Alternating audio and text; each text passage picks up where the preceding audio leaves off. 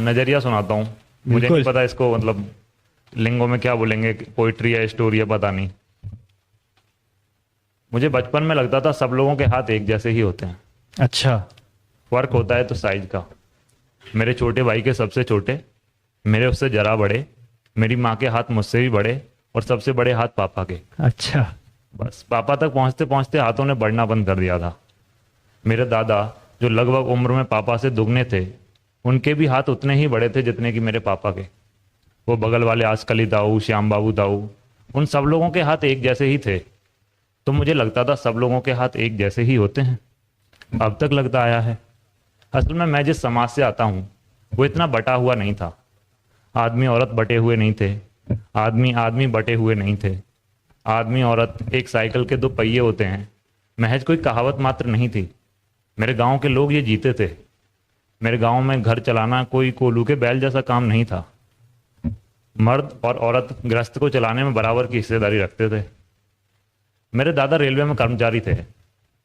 Rail की पटरियों पर गिट्टी कूटने का काम था उनका।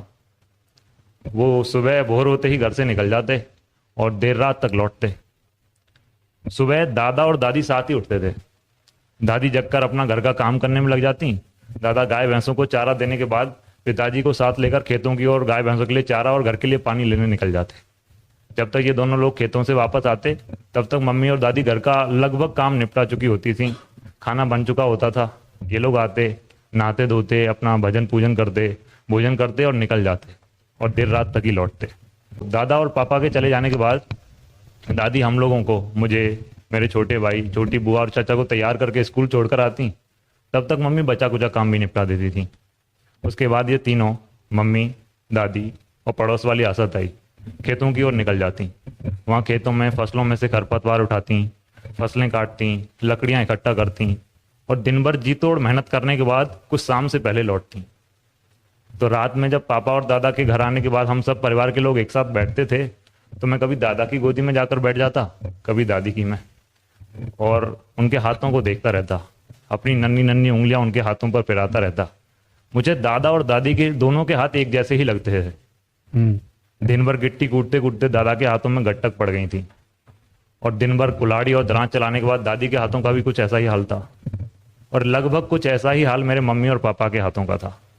तो मुझे लगता था सब लोगों के हाथ एक जैसे ही होते। एक जैसे, वाह। अब तक लगता आया है। लेकिन अब जब मैं लगभग उसी उम्र में पहुंच गया हूं जिसमें कभी मेरे पापा और दादा हुआ करते थे, मेरे हाथों ने भी बढ़ना बंद कर दिया है। पर मेरे हाथों में वो गिट्टक नहीं है जो मेरे दादा के हाथों में हुआ करती थी। दिन रात कलम चलाने की वजह से सो कॉल्ड किस्मत की लकीरें एक और नहीं खींची जा रही, हाय हाय हाय हाय। जैसे कि मेरे दादा के हाथों में थी। वाह।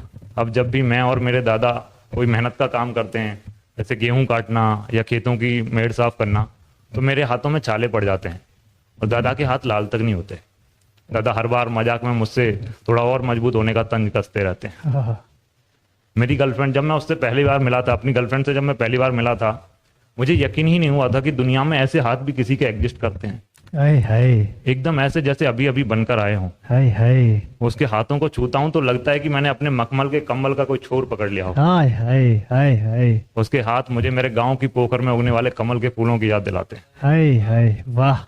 ना जो कितने, ऐसा लगता है कि जरा सी चुटकी काटने पर उसके हाथों की त्वचा कमल की पंखुड़ियों की तरह मेरे हाथों में आ जाए। हाय हाय, क्या बात है। गोरे और साफ इतने की एक एक नस गिल नहीं जाए। हाय हाय। लेकिन अभी वो उसी उम्र में है जिसमें कभी मेरी दादी और माँ हुआ करती थी। उनके हाथ तो ऐसे नहीं थे। हाय। उनके हाथों को जब मैं छूता था तो लगता था जैसे कोई पत्थर पकड़ लिया हो, या कोई सूखा डंडा या लाठी पकड़ ली हो। अच्छा चलो, वो तो शहर की लड़की है। मेरे हाथ तो उन जैसे होने चाहिए थे। मैं तो उसी गांव का हूं। मेरे हाथ भी मेरी दादी और माँ की बराबर सख्त नहीं है। तो क्या सब लोगों के हाथ एक जैसे नहीं होते? नहीं। हाँ, नहीं होते। हमारे हाथ ना प्रियम्बल हैं। हमारा शरीर एक कॉन्स्टिट्यूशन, जो भी हमारे शरीर के अंदर या ऊपर गुजर रहा होता है, उसकी हल्की हल्की सी छवि हमारे हाथों पर दिखती है। मेरे बेशक। दादा के हाथ पत्थरों जैसे थे क्योंकि उन्होंने अपना जीवन पत्थरों जैसी परिस्थितियों में व्यतीत किया। इसकी पहली शर्त यह थी कि तुम्हें खुद पत्थर होना पड़ेगा। मेरे हाथ आज ऐसे हैं क्योंकि मैं ऐसा जीवन जी रहा हूँ। सलमान खान साहब की एक फिल्म है, एक था टाइगर। उसमें जब वो अपनी गर्लफ्रेंड, अपनी प्रेमिका से मिलने जाते हैं, जिसका किरदार कैटरीना कैफ निवारी होती हैं, तो कैटरीना कैफ उनसे पूछती हैं व्हाट्स योर प्रोफेशन, करते क्या हैं आप? सलमान खान जवाब देते हैं आई एम अ राइटर।